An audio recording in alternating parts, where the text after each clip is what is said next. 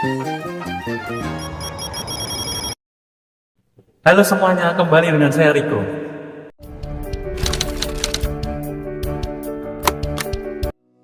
Pernah nggak sih kalian ngelakuin transaksi kayak pembayaran QRIS atau transfer antar bank? Nah, itu dia yang kita sebut vintage. Vintage adalah financial technology.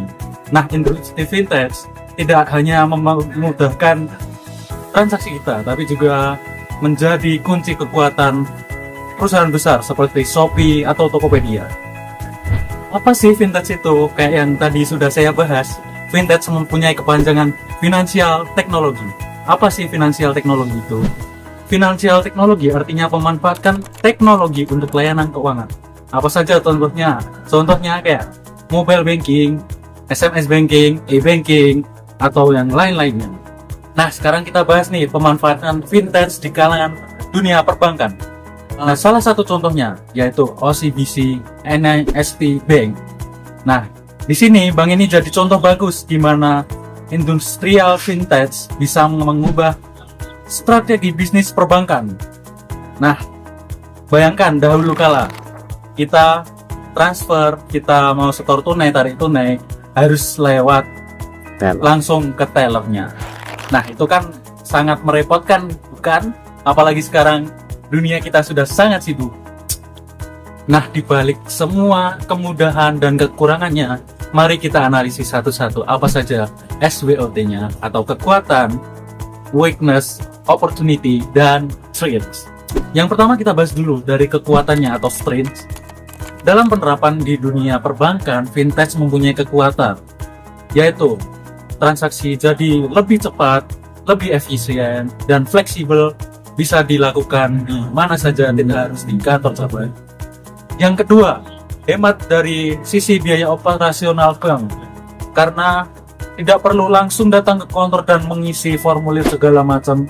Tentu di balik kekuatan pasti ada kelemahan dong. Nah, apa saja sih weakness dari penerapan vintage di perbankan? Yang pertama, dengan sistem aplikasi, pastinya kita membutuhkan server yang memadai dan juga aplikator yang dapat menampung layanan-layanan yang ada di aplikasi tersebut. Nah, di sini berpotensi aplikasi ini dapat error dan atau masalah lainnya yang berkaitan dengan server. Selanjutnya, tampilan aplikasi bisa dapat kurang ramah atau kurang nyaman bagi para pelanggan. Nah, di situ kita bisa mengakalinya dengan riset inovasi mendalam mengenai apa saja yang harus dikembangkan dari tampilan aplikasi itu sendiri. Selanjutnya, kita masuk ke peluang atau opportunity. Di sini opportunity dapat kita gabungkan semua teknologinya, jadi kolaborasi dengan vintage lain, kayak misalnya marketplace di Shopee, Tokopedia, atau Alibaba. Dari semua opportunity-nya pasti ada ancaman juga atau threats. Nah, di sini karena kita menggunakan berbasis teknologi, jadi kita berpotensi ada serangan siber kalau tidak menerapkan security internet dengan baik. Seperti penipuan menggunakan link phishing atau hacking sekalipun kalau servernya tidak aman. Yang kedua, kompetisi antar industri makin ketat karena di sini semua sektor industri lomba-lomba untuk menciptakan inovasi di bidang teknologi tersebut. Nah, setelah pihak OCBC melakukan riset SWOT, apa saja sih strategi bisnis yang dilakukan oleh bank tersebut untuk mengantisipasinya dan memaksimalkannya? Yang pertama, bentuk promosi layanan agar transformasi ke digital bank lebih banyak dilakukan oleh pelanggan dan dapat menarik pelanggan yang sebelumnya belum menggunakan layanan OCBC menggunakan bank lain. Selanjutnya, mengupdate tampilan aplikasi agar lebih user friendly dan enak untuk semua kalangan, mulai usia tua, usia muda, ataupun remaja yang baru memulai nabung. Selanjutnya, maintenance rutin atau edukasi rutin kepada para pelanggan agar tidak mudah terpancing oleh link-link phishing. Yang terakhir, kerjasama dengan partner wallet atau merge lain. Nah, dari semua strategi bisnis yang dilakukan oleh OCBC NASP, pastikan mempunyai value lebih atau yang disebut dengan Porter Value Chain. Nah, apa sih value lebih yang ditawarkan oleh OCBC NASP ini?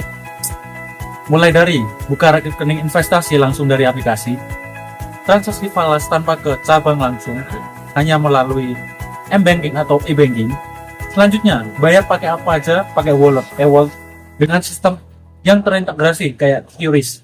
Intinya, Vintage bukan hanya soal teknologi, tapi semua ini cara baru untuk mengasih kita kemudahan dan membuat industri perbankan lebih bersaing di dunia industri yang lebih berkembang saat ini. Dan buat kita, inilah bukti bahwa dunia keuangan sekarang sudah masuk ke level baru, sudah mengalami upgrade dan pengembangan, dan kita harapkan semakin berkembang di waktu-waktu yang akan datang.